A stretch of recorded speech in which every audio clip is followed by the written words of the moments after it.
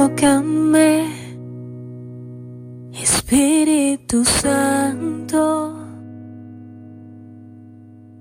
Tócame, Espíritu de Dios, que yo quiero sentir la fuerza de tu amor. Ven y tócame, Espíritu de Dios. Tócame, Espíritu Santo. Tócame, Espíritu de Dios. Queridos hermanos, tengan todos un buen día.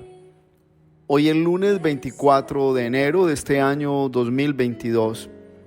El Señor nos concede la oportunidad de despertar y de iniciar esta nueva jornada.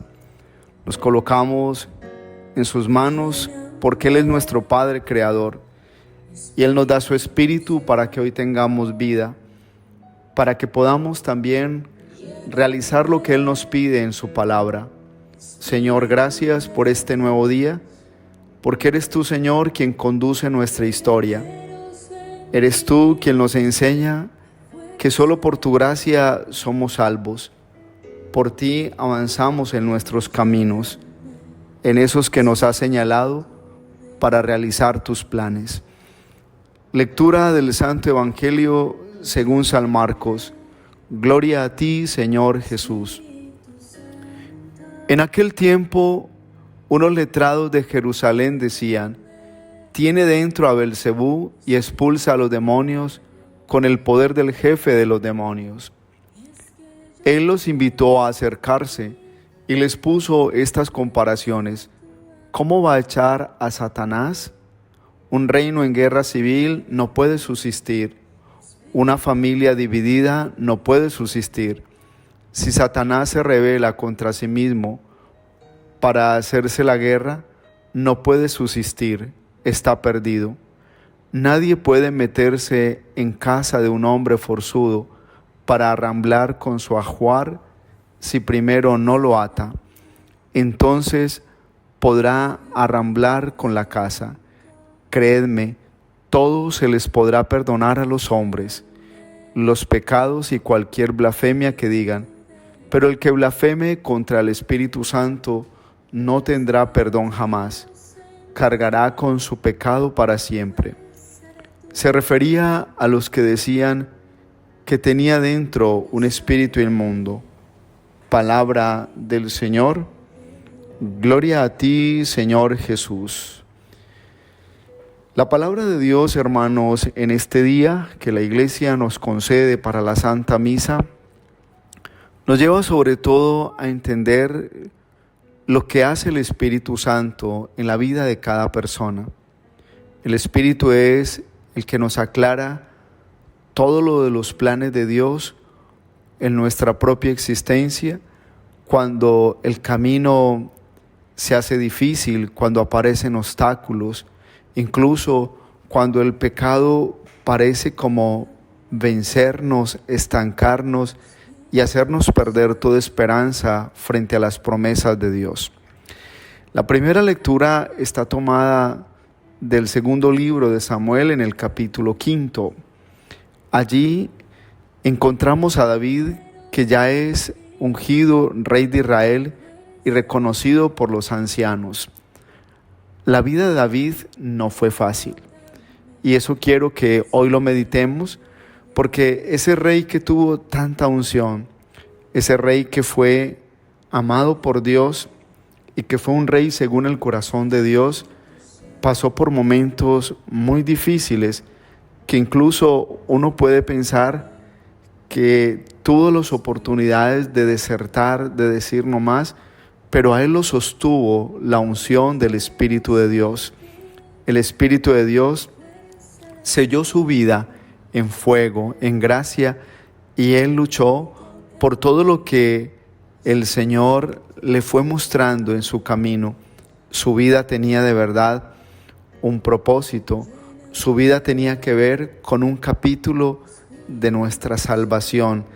Él es David, el que nos daría la esperanza de la llegada también del Mesías como una realidad no lejana, sino cercana.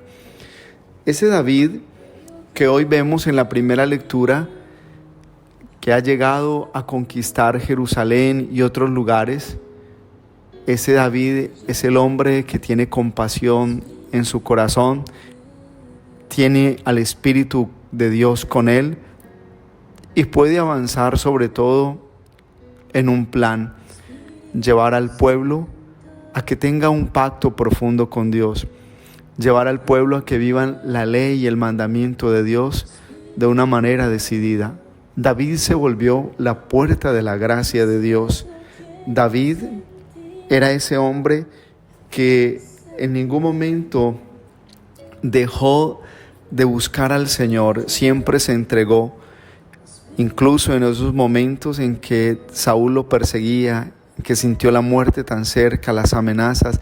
David luchó hasta el final y pudo de manera especial experimentar esa gracia de que el Señor fuera su escudo en muchos episodios de su vida como ungido y como rey. La historia pues de David es una historia que solo la pudo tejer el Señor. Miremos todos esos acontecimientos de la vida de David.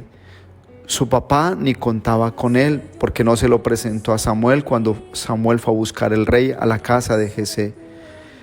El mismo Goliat lo desprecia. Los filisteos se vienen contra él y lo ven como una persona incapaz de dar guerra, de dar batalla para ganar. Saúl fue una piedra en el zapato. Todas las situaciones llevaron a que la historia de David fuera vista como una historia de alguien que era débil o que era incapaz de hacer el plan de Dios. Pero el Señor, lo vemos en la palabra, siempre le demostró a David que Él estaba con él, que su espíritu lo alimentaba, que su espíritu lo levantaba. David llegó un momento en que le falló al Señor. Sin embargo, ese David que lo vemos luchando en el libro de en el libro de Samuel, ese David es el hombre que el Señor siempre usó para llevar al pueblo adelante en momentos de una experiencia de bastante fidelidad. David es pues enamorado de Dios, pero el corazón de él en algún momento se divide por el adulterio, recapacita y vuelve al Señor. Es ese hombre que el Señor le hizo siempre favorable. Por eso cuando vamos al Evangelio de este día, vemos esos reclamos de Jesús para con aquellos que le están diciendo que Él tiene un demonio o que lo que Él hace lo hace con el poder de Beelzebú. Nadie puede sacar el mal con el poder del mal. Nadie puede en muchos momentos hacer lo que Jesús hacía con el poder de Satanás. Muchas veces en la vida cristiana se cree que con el poder que da el mundo, el pecado, el mismo demonio, se puede lograr la felicidad. Y eso es desconfiar de la obra de la gracia. Eso es echar por tierra el misterio mismo de lo que el Señor nos dice, que el que está unido a Él hará cosas grandes y podrá vencer sus propias flaquezas y debilidades.